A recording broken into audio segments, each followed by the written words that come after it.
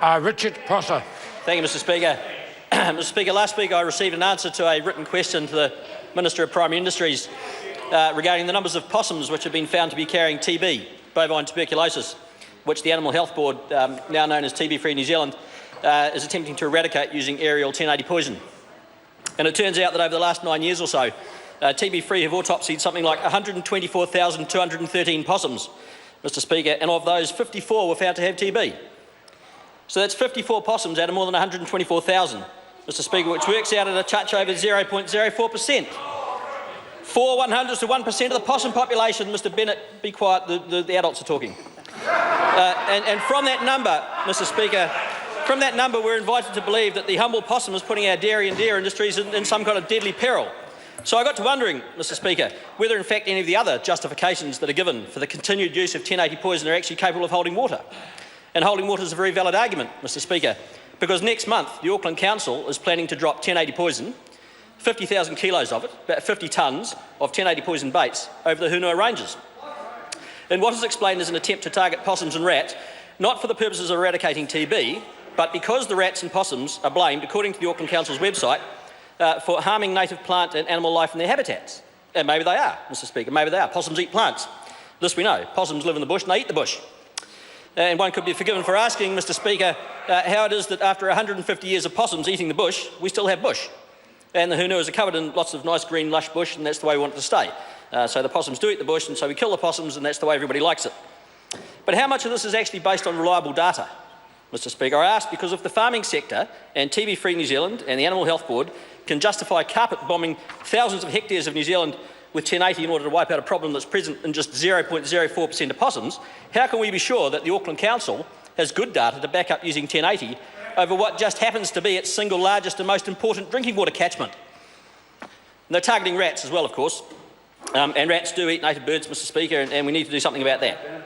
But do we need to do it by dropping tonnes and tonnes of deadly poison over the most important water catchment of our biggest city? And we know there are better ways. There are better ways, Mr Speaker. We know that because all the initial survey work that's done to ascertain what the pest populations are and what the native bird populations are before a poison drop and after it are done on the ground. It's all groundwork, it's all trapping, which is used to establish what those numbers are beforehand, and then again afterwards to see how successful the drop has been. So it can be done. And it can be done even in the rough country, in the steep country. And this is important because quite a lot of the ground on the Hunuas is rough and steep. And it's just this sort of country, Mr Speaker, that if something is going to go wrong, it'll go wrong there.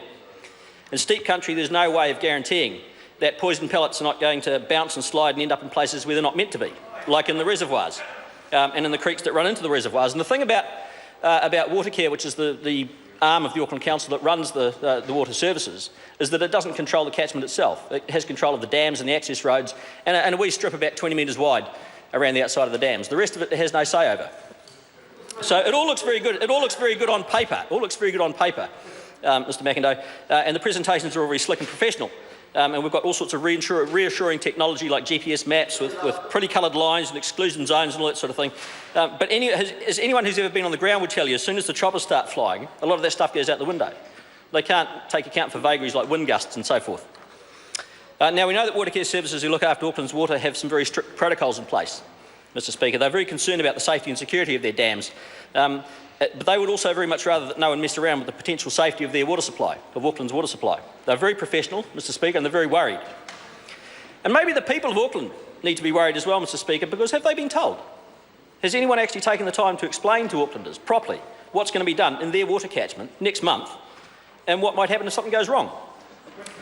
The Auckland Council's website says very reassuringly that each hectare will receive around 2 to 3 kilograms of cereal pellets containing 0.15% of the active 1080 ingredient, which is about 1 teaspoon of 1080 per hectare. Well, just to put that in perspective, Mr Speaker, a lethal dose of 1080 for an adult is about 200 milligrams, which is about a 20th of a teaspoon. So that's enough poison to kill 20 people per hectare, which over 17,000 hectares is enough poison to kill 340,000 people. Now, no one believes it's going to go anywhere near that wrong, Mr Speaker, but it does show us just how dangerous that this stuff can be. And there are sublethal effects which can be very nasty as well, Mr Speaker. But all that aside, it is a very great concern that this operation will require half of Auckland's Hunua dams to be taken out of commission, 2 at a time, for an unspecified period, until the poison drop is over and the tests have all come back clear. And that's if nothing goes wrong. And never mind the cost to the Auckland ratepayer, Mr Speaker. $500,000 roughly, and that's on top of the cost of the drop itself. And it might all be based on faulty or inaccurate or massively overstated data, just like with the TB. Thank you. The Honourable Nikki Kaye.